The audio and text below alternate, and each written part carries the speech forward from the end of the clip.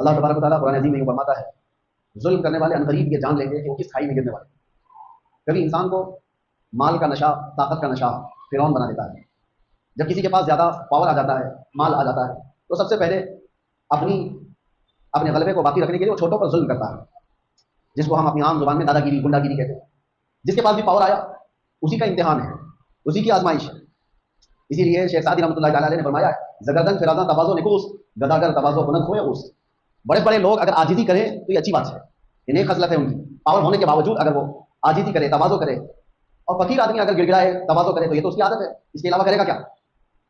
Power आ जाने के बाद, ताकत आ जाने के बाद इम्तिहान शुरू होता है। इसीलिए मेरे अज़ीज़ों, माँ-बाप के भी अदब और एहतराम की जो बात की गई है कि माँ-बाप का अदब और एहतराम वो किस वक़्त कि जब वो लोग ताकतवर हों और तुम छोटे हो, उस वक़्त नहीं। उस वक़्त तो हर बच्चा अपने माँ-बाप का अदब करता है, क्योंकि माँ भी पावरफुल है, ताकत है उसको, बाप भी ताकतवर है, कमाता वही है, घर वही चलाता है, और बच्चा अभी जवान भी नहीं हुआ, छोटा है, तो अदब तो करेगा ही, डांट तो सुनेगा ही।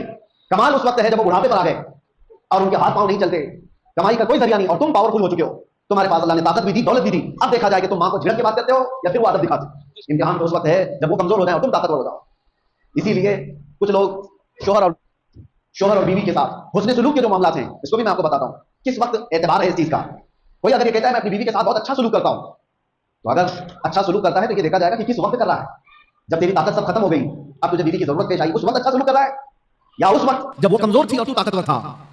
इसीलिए मेरे अज़ीज़ों, ये सारी मिसालें देखना है तो मोहम्मद रसूलुल्लाह सल्लल्लाहु अलैहि वसल्लम की ज़िंदगी, मेरे आका करीम सल्लल्लाहु अलैहि वसल्लम की ज़िंदगी पाक, हुज़ूर पाक सल्लल्लाहु अलैहि वसल्लम के अपने वालिदैन के अदब की जो मिसाल मिलती है। हुज़ूर के वालिदैन तो बहुत जल्दी इंतकाल कर चुके, लेकिन फिर भी हदीस में मिलता है, उस वक्त नहीं जब मेरे आका सल्लल्लाहु अलैहि वसल्लम का बचपन था, उस वक्त की बात जब मदीना तैयबा में इस्लामी हुकूमत एस्टैब्लिश हो चुकी है, कैसर और किसरा थर्रा रहे हैं, हुज़ूर के नाम से कांप रहे हैं, जिस जगह सहाबा चले जाएं फतह व कामरानी उनके कदम चूम रही हो, उस वक्त जब गलबा था, गलगला था, नबी पाक सल्लल्लाहु अलैहि वसल्लम सहाबा के साथ बैठे, एक बूढ़ी औरत आती है, हुज़ूर खड़े हो जाते हैं और खड़े हो गए, सहाबा चौंक गए। मेरे आका सल्लल्लाहु अलैहि वसल्लम ने अपनी चादर निकाली और बिछाया उस बूढ़ी खातून को बैठने के लिए।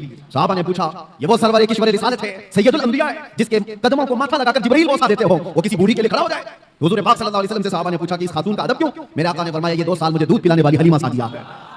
नबी पाक सल्लल्लाहु अलैहि वसल्लम ने उस वक्त अदब करके दिखाया है जब पावर था, गलबा था, सहाबा की जमात थी, और एक बूढ़ी खातून आई, और वो भी जन्म देने वाली औरत नहीं है, दूध पिलाने वाली दाया है। मेरे अजीजों, एक दो मिसाल नहीं, हर मिसाल मैं आपके सामने रखूं। हुजूर पाक सल्लल्लाहु अलैहि वसल्लम एक बार एक दरख्त के नीचे आराम फरमा रहे हैं, सहाबा भी थे, किसी गज़वे से वापस लौट रहे थे। उस वक्त अचानक एक दुश्मन आ गया, वो घात लगाए बैठा होगा, सहाबा नींद में थे, हुजूर पाक सल्लल्लाहु अलैहि वसल्लम की तलवार बाजू रखी हुई थी। अचानक एक शख्स आया, हुजूर की तलवार उठा ली। हुजूर नबी पाक सल्लल्लाहु अलैहि वसल्लम बेदार हुए और देखा तो वो तलवार सौ से खड़ा है बिल्कुल हुजूर के सामने, हुजूर पाक सल्लल्लाहु अलैहि वसल्लम के पास।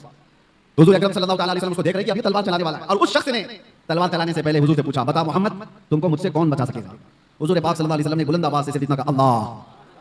हुजूर पाक की जुबान से ये जुमला निकला था कि उसके हाथ से तलवार गिर गई और कभी उसको तारी हो गई। जैसे ही तलवार गिरी, हुजूर ने उठा लिया।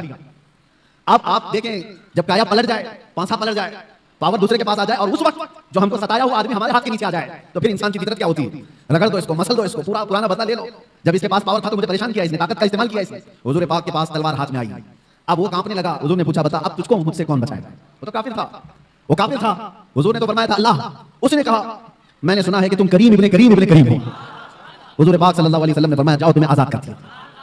तो वो आजाद होकर के गया थोड़ी ना, बल्कि कहा कि ला इलाहा इल्लल्लाह मुहम्मद रसूलुल्लाह, और अपनी कौम में आकर के बताया, मैंने एक ऐसे रहमदिल इंसान को देखा है, जब उसके हाथ में पावर आ गया तो उसने तलवार चलाने की बजाय मुझे मुस्कुरा करके आजाद किया है।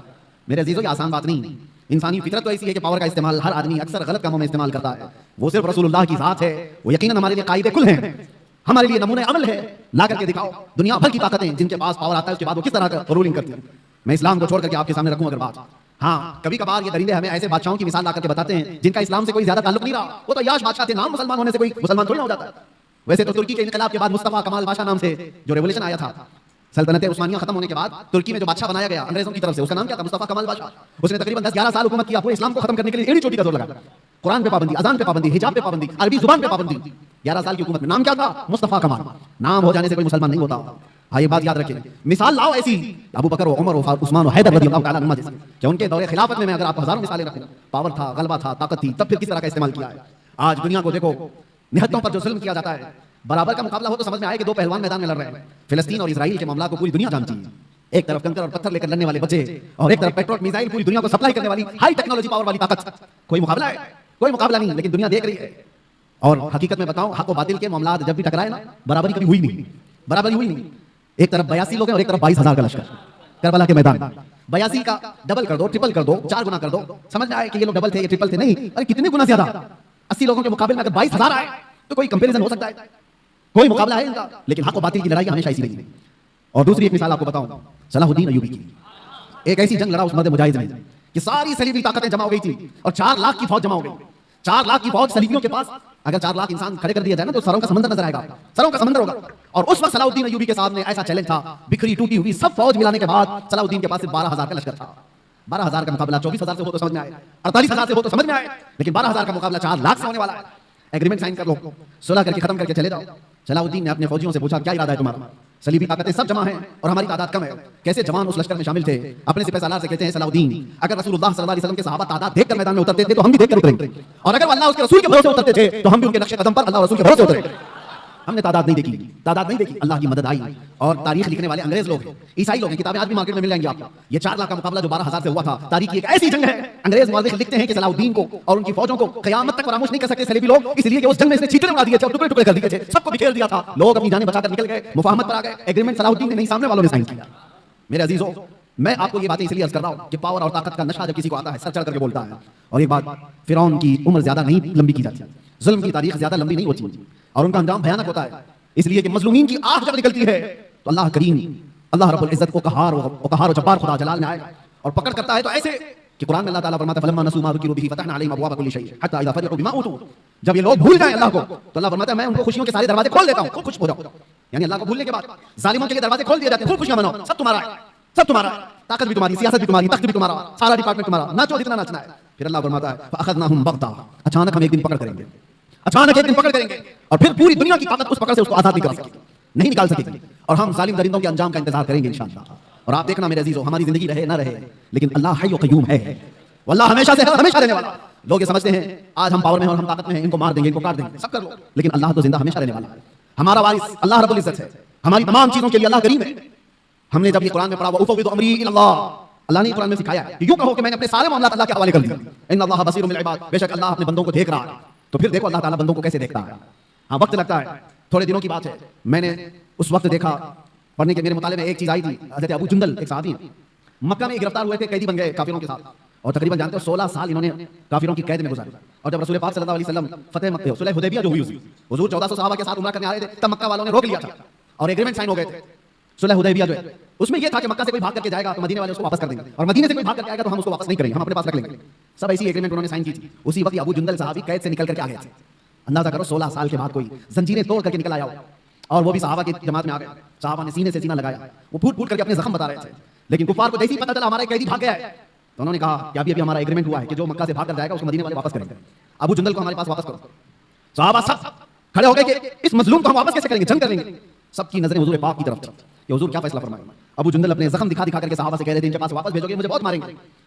तो मक्का के कुफार और मुशरिकीन को हुजूर ने कहा कि अब वो आ गया छोड़ दो, अभी तो हमारी एग्रीमेंट साइन नहीं हुई। तो उन्होंने एग्रीमेंट को खत्म कर दिया और कहा कि अगर ये हमको वापस नहीं किया जाएगा तो हम एग्रीमेंट भी नहीं करेंगे। जब सिर पकड़ गए हुजूर पाक ने अबू जुंदल की तरफ देखा और कहा, अबू जुंदल मक्का वापस चले जाओ, रहमतुल लिल आलमीन है। सारे सहाबा देख रहे हैं। बसा औकात ऐसे हुक्म आएंगे मेरे अजीजों जिंदगी में, लोग ये समझते हैं ये तो हमारी तकलीफ पर और तकलीफ आ रही है। वो रहमतुल लिल आलमीन है और 16 साल का कैदी बाहर आया और हुजूर उसको कहते वापस चले जाओ। दुनिया की नजर तो ये देख रही है कि रहमतुल लिल आलमीन है, वापस इसको कैद में भेज रहे हैं। सारे सहाबा से कहते हैं लड़ लो, इसको वापस निकाल लो। लेकिन तुम नहीं जानते जो रसूलुल्लाह की नजर देख रही है। ये इम्तिहान है हमारा। मुसीबत के बाद हम आस लगाए हैं अल्लाह उसके रसूल की जात से, तो हो सकता है 2-4 मुसीबतें फिर आ जाए। तुम ये कहोगे कि मैंने तो एक मुसीबत से छुटकारे की दुआ की थी, 4 और आ गई। कहीं ऐसा तो नहीं कि तुम्हारा ईमान बिखर जाएगा और तुम छोड़ दोगे। मैंने देखा है कैद के दिनों में कितने ऐसे हैं जो काफिर हो जाते हैं, यही कहते हुए कोई अल्लाह नहीं, हम तो कितने दिनों से दुआ कर रहे हैं, हम पर और कैसी केस होते जा रहे हैं। माज़अल्लाह रब्बिल आलमीन, ये कड़ा इम्तिहान है मेरे अज़ीज़ों। हुजूर ने वापस कर दिया। और हैरत की बात मैं आपको बताऊं, दूसरा कोई आम मामूली आदमी हो तो जंग कर ले और लड़ाई कर ले, या फिर छूटा हुआ कैदी, उसको जब ये फरमान सुना दिया जाए तो बिफर जाए और कहे कि मैं तो छोड़ देता हूं, ऐसा दीन क्या। अबू जुंदल की तरफ सहाबा ने देखा, सर झुकाए मक्का की तरफ वापस जा रहे हैं। फरमान मुस्तफा है, मेरे नबी का फरमान है, ईमान हो तो ये। 16 साल कैद में रह करके छूट करके आए थे, जख्म दिखा दिखा कर रो रहे थे। उसके बाद रसूलुल्लाह ने फरमाया जाओ वापस। छू चिरा तक नहीं कहा, ये पूछा भी नहीं या रसूलुल्लाह वापस उस जुल्म की चक्की में पिसने जाऊं, नहीं पूछा, सर झुकाया और चल पड़ा। यही तो ईमान है मेरे, यही ईमान है। मैं जो बात अर्ज कर रहा हूं वो ये कि रसूल मुहतरम सल्लल्लाहु अलैहि वसल्लम की जिंदगी के पास से मैं आपको बताऊं, पावर जब हो, गलबा जब हो, उस वक्त कैसे लोगों के साथ मामला किए गए। तो चले कुफार और मुशरिकीन गालिब आ गए तो उनकी बात अलग है कि उन्होंने अपने जुल्म की सारी हदें पार कर दी, जुल्म की सारी हदें पार कर दी। जब गलबा मिला था काफिरों को उहद के मैदान में, बद्र में मुसलमानों को गलबा मिला, उहद में कुफार और मुशरिकीन को गलबा मिला। दोनों के दरमियान जमीन आसमान का फर्क है। बद्र के मैदान में भी 70 काफिर मारे गए थे और उहद के मैदान में 70 मुसलमान शहीद हुए थे। 70 मुसलमान शहीद हुए, लेकिन दोनों में फर्क इतना है, बद्र में जितने 70 काफिर मारे गए थे, एक एक को चुन करके लाया गया, एक गड्ढे में डाला गया, सारी लाशों को ला करके हुजूर ने उनको खिताब भी किया। शाम जो हदीस बात में हुजूर उनसे बात कर रहे थे, बताओ ऐ मरने वालों, क्या तुमको वो चीज मिल गई जो तुम्हारे खुदाओं ने तुमको वादा किया है, या तुम अपने खुदाओं से जो यानी उम्मीद रखते थे? सहाबा तो पूछ रहे थे, या रसूल अल्लाह, इनको किताब कर रहे हैं, ये तो मरे हुए। हुजूर फरमाते हैं या जिंदों से ज्यादा सुनते हैं। ये मामला है बदर के मैदान का, पावर था, गलबा था, और उधर उहद के मैदान में पावर और गलबा कुफार को था। क्या किया इन्होंने? 70 मुसलमानों को जो शहीद किया, अमीर हमजा का सीना छाप करके कलेजा निकाल के छपाया था। इंसानों में ये हरकत हो सकती है? कोई इंसान ही कर सकता है, जानवर खाते होंगे जानवर, इंसान नहीं। पावर जब मिला तो सीना छाप करके कलेजा निकाल करके छपाया। दूसरे क्या किया? साद इब्न रबी, उनके पेट को फाड़ दिया और आंतड़ियां बाहर निकाली, गले में डाल दिए। क्या ये इंसान कर सकता है? तीसरी मिसाल हजरत अनस बिन नुज़ैर, ये वो सहाबी हैं, उनकी बहन कहती है सिवाय उनकी शहादत की उंगली के उनका जिस्म मिला ही नहीं, कुचल दिया गया था, पूरा रौंद दिया गया था, पूरे जिस्म को रौंद दिया गया। एक उंगली से पहचान में आया कि अनस बिन नुज़ैर की लाश। लाशों के साथ ये किया, जब पावर आया तो ताकत आई तो ये किया। चौथी मिसाल, ये तो एक दो नहीं है, कई मिसालें। अब्दुल्ला बिन जहश एक सहाबी, उनके जिस्म के 80 टुकड़े किए गए और हर टुकड़े को रस्सी में पिरोकर हार बनाया। ये पावर जब आए तो कुफार ये करते हैं, और रसूलुल्लाह सल्लल्लाहु अलैहि वसल्लम के हाथ में जब पावर आया, अब मैं आपको बताऊं, ये उहद का मैदान था जहां जंगली जानवरों से ज्यादा जुल्म कुफार मुशरिकीन ने किया सहाबा के साथ। 70 सहाबा जो शहीद हुए हैं, सबकी लाशों के साथ इन्होंने बहुत बुरा सलूक किया है, बहुत बुरा सलूक किया है। जंगी कानून भूल जाते हैं लोग जब पावर में आते हैं, ताकत में आते हैं। और यही पावर जब रसूलुल्लाह के हाथ में आया, 10,000 का लश्कर लेकर मेरे आका 20 रमजान को मक्का में दाखिल हो रहे हैं। उस वक्त जंग करने जैसी नौबत भी नहीं थी, कुफार मक्का सब भागे भागे फिर रहे थे, मुकाबला करने की ताकत नहीं थी, खानदान बिखरे हुए थे, हुजूर के सामने खड़े होने की हिम्मत नहीं थी, सब छुप रहे थे। और नबी पाक सल्लल्लाहु अलैहि वसल्लम के सहाबा शाहाना अंदाज में हरम काबा में दाखिल हो रहे थे, लब्बैक की सदाएं गूंज रही थी, हरम काबा की सरजमीन चुनी जा रही थी, और अल्लाहू अकबर की सदाओं से मक्का गूंज रहा था। उस वक्त जानते हो 10,000 का लश्कर जब मक्का में आया हो, हैबत ऐसी तारी थी सबके दिलों पर कि लोग दीवारों से चिपके हुए खड़े थे, कोई दरवाजों के अंदर बंद खड़े थे। लेकिन मेरे आका सल्लल्लाहु अलैहि वसल्लम जब हरम काबा में आए, अज़ान दी गई और फिर मक्का वालों को बुलाया गया, कहां है सारे लोग? हैरत होती है आपको, तारीख उठा करके देखो, हैरत होगी। जिसने हुजूर पाक सल्लल्लाहु अलैहि वसल्लम के मुकाबले में एक दो नहीं कितनी जंगें लड़ी। जंग बदर में मुकाबले में अबू सुफियान है, जंग उहद में मुकाबले में अबू सुफियान है, जंग खंदक में मुकाबले में अबू सुफियान है, हुजूर के मुकाबले में अबू सुफियान इतनी जंगें हुजूर के मुकाबले में लड़ते रहे। और हुजूर उस दिन ऐलान करते हैं, मक्का के फतेह मक्का के दिन जब पावर हाथ में है, मेरे आका फरमाते हैं जो भी मक्का में इधर उधर छुप करके भाग रहे हैं उनको डरने की जरूरत नहीं। जो मेरे दादा अब्दुल मुत्तलिब के घर में आ गए वो पनाह में है, जो अबू सुफियान के घर में आ गए वो पनाह में है। दुश्मन के घर में अबू सुफियान को मकाम दे रहे, हुजूर फरमाते हैं जो अबू सुफियान के घर में आ गया वो पनाह में है, जो खाने काबा के इर्द गिर्द आ गया वो पनाह में है, उससे जंग नहीं की जाएगी। और जो तलवार उठाया हुजूर से मुकाबला करना चाहा वो कैदी बना करके लाए गए, पकड़ करके लाए गए। फतेह मक्का का दिन, सहाबा तो सहाबा है जो बरसों से जंगों की जिंदगी देख रहे हैं हुजूर के साथ। मेरे अजीजों, उनकी कुर्बानियां कम नहीं है। हज़रत अबू हुरैरा से पूछो, हदीसें बताती हैं ऐसी ऐसी जंगों में सहाबा गए, कहते हैं कि पैरों पर कपड़े बांधने पड़ते थे, सारे नाखून उखड़ गए थे। ऐसी जंगें वो लड़कर क्या है, बगैर चप्पल पहने। मेरे आका सल्लल्लाहु अलैहि वसल्लम से कभी उन्होंने सवाल नहीं किया था कितना लंबा आप लेकर के जाएंगे। एक जंग से लौट रहे हैं, जिब्रील अमीन आए, हुजूर से कहा या रसूल अल्लाह, अल्लाह का हुक्म है यहीं से दूसरी जंग में जाना है। सहाबा 1 महीने की जंग के बाद लौट रहे थे, जख्मी थे, नसें कटी हुई थी। हुजूर ने जिब्रील से कहा मेरे सहाबा से पूछ लूं, ये मदीने से 5 किलोमीटर ही बाकी था, वापस रास्ता 5 किलोमीटर का, 1 महीने की जंग के बाद वापस आ रहे। हुजूर ने सहाबा से पूछा, जिब्रील आए अल्लाह का हुक्म लेकर, यहां से दूसरी जंग में जाना है, तुम्हारा क्या मशवरा है? सहाबा में से किसी ने एक ने ये नहीं कहा मरहम पट्टी कर लें, बीवी बच्चों से बात कर लें, घर के हाल चाल देख कर आए। नहीं, सारे सहाबा एक ज़बान होकर कहते हैं या रसूल अल्लाह, देर किस बात की, देर किस बात की, चले यहीं से चलते हैं। ये वो सहाबा है, ये वो सहाबा है। जंगों ने उनको चूर चूर किया था। तो फतेह मक्का के दिन लाजमी बात है मेरे अजीजों, और हाथ में था, गलबा हाथ में था, ताकत हाथ में थी। जितने आज तक लड़ते थे वो सब कैदी बनकर के हाथ सामने खड़े थे। तो किसी साहबी ने ऐलान कर दिया अल-यौम यौमुल मलहमा, आज तो छींटे उड़ाने का दिन है, आज के तो गोश्त के टुकड़े उड़ाए जाएंगे। मेरे आका ने उस सहाबी का नारा बदल दिया, अल-यौम यौमुल मलहमा। मलहमा का मतलब होता है गोश्त के पीस पीस किए जाएंगे। हुजूर ने उनकी जुबान को बदल दिया और कहा ला ला, अल-यौम यौमुर रहमा, आज का दिन तो रहमत का दिन है, आज का दिन तो रहमत का दिन है। लाओ दुनिया में ऐसी मिसाल, पावर में आ जाए, ताकत में आ जाए, तब वो माफ करता।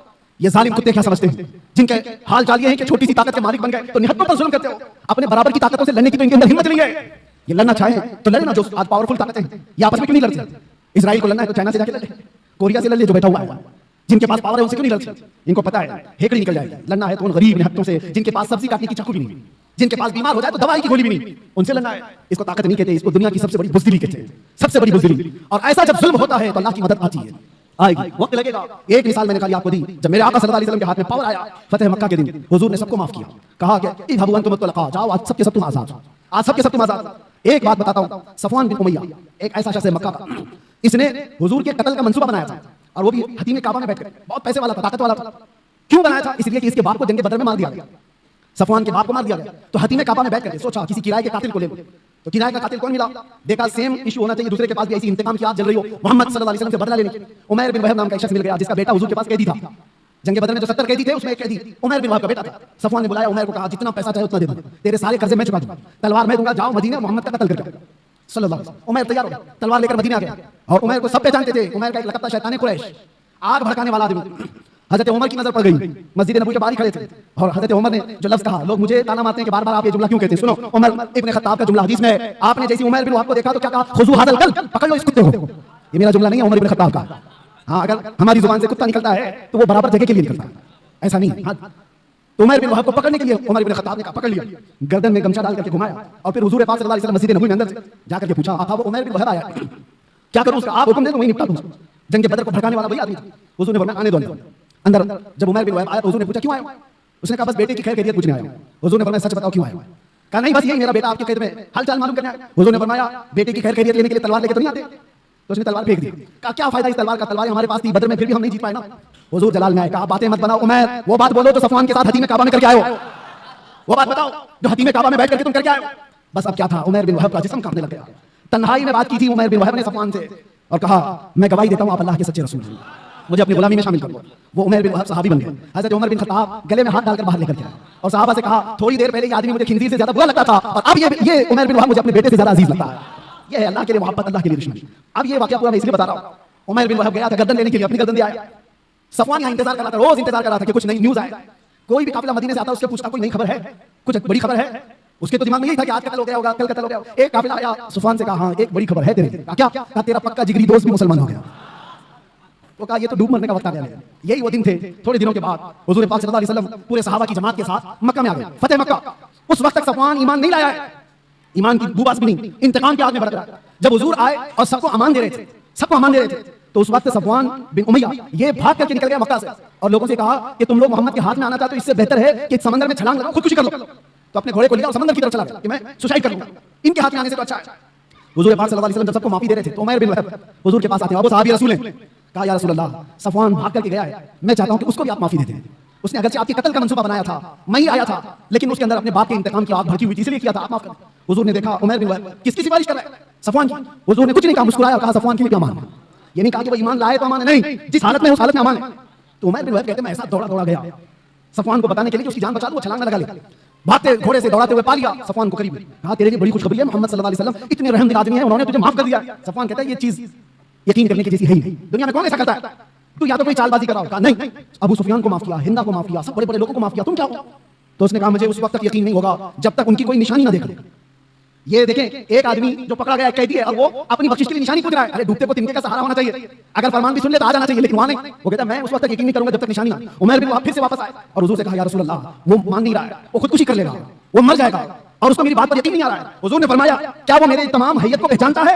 कहा कि या रसूल अल्लाह आपकी हैयत को कौन नहीं पहचानता, आपकी शक्ल और शबात को कौन नहीं पहचानता। हुजूर ने अपना अमामा उतारा और कहा ये ले जाओ उसको बता दो।